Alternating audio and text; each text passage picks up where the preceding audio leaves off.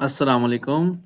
This is Bilal Technology Wala here, and I am going to review another important video for you people, which is the Teaching with the Brain in Mind by Dr. Judy Willis.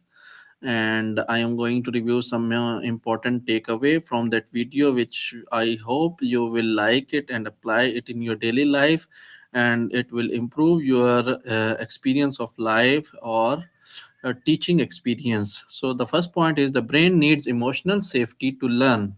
Dr. Judy Willis explains that when students feel stressed, threatened, or embarrassed, the amygdala block the information from moving into the thinking part of the brain. A stressed brain goes into the survival mode, not learning mode.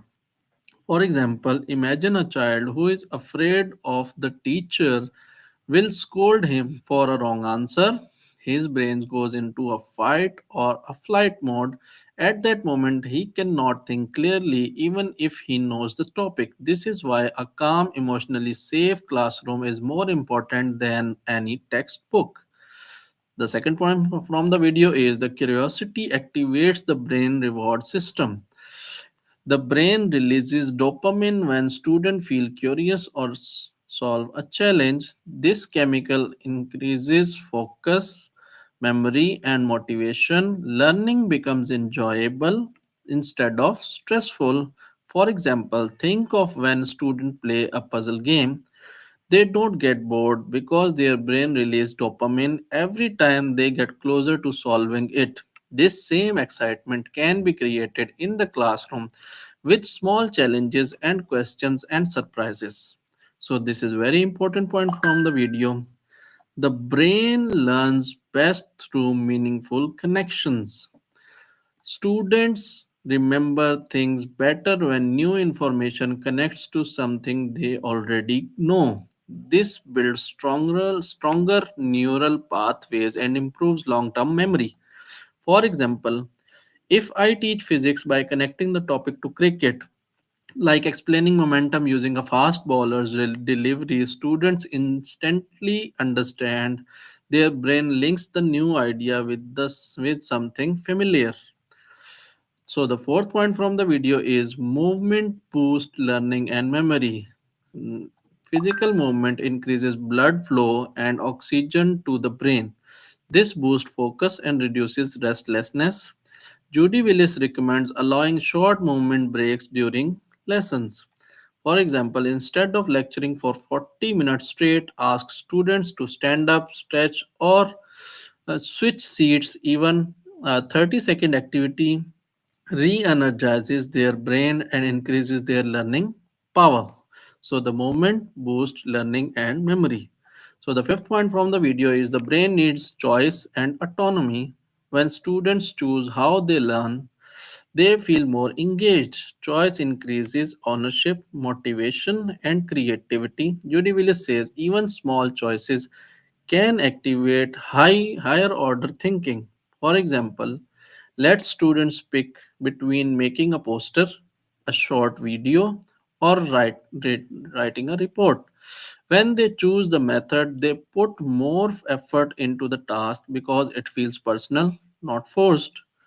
So, the sixth point from the video is practice plus feedback is equal to stronger neural connections. The brain builds stronger pathways through repetition, but only when combined with feedback. Correcting mistakes early prevents and bad habits, and timely feedback improves understanding. For example, if a student solves math problem daily but never receives feedback, they may repeat the same mistake 50 times. But if the teacher gives quick correction after the first mistake, the brain rewires correctly. So, the practice plus feedback mechanism is very important for stronger neural connections. The seventh point from the video is the brain learns better through multisensory input. When students see, hear, touch, and interact with content, multiple areas of the brain activate. This strengthens understanding and memory.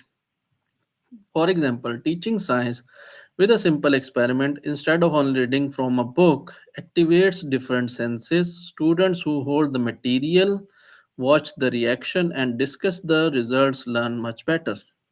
The eighth point from the video is mistakes are important for brain growth. For example, mistakes trigger brain plasticity. Each error helps the brain create new pathways. Dr. Willis emphasized that mistakes should be treated as steps, not failures. Taking the example of a child learning to ride a bicycle, every fall teaches the brain balance and coordination. School learning works in the same way. Mistakes help the brain grow stronger. The ninth point from the video is engagement comes from novelty and surprises. The brain says more attention to new and unexpected things. Starting a lesson with a surprising fact, imagine or question activates the curiosity center. For example, if I start a geography class by showing a picture of a floating island or a mysterious desert pattern, students will immediately ask questions and their brains are now ready to learn.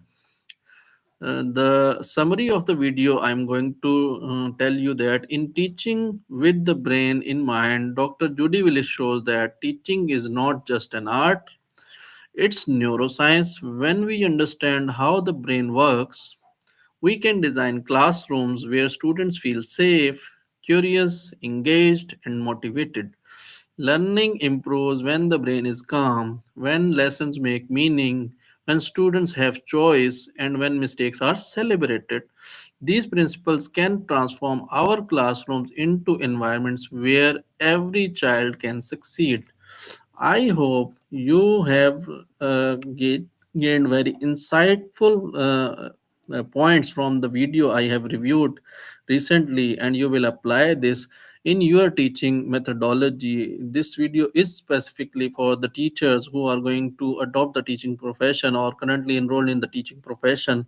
So I hope you will like it, and will I will be connecting with you soon with another video with another podcast of like review video.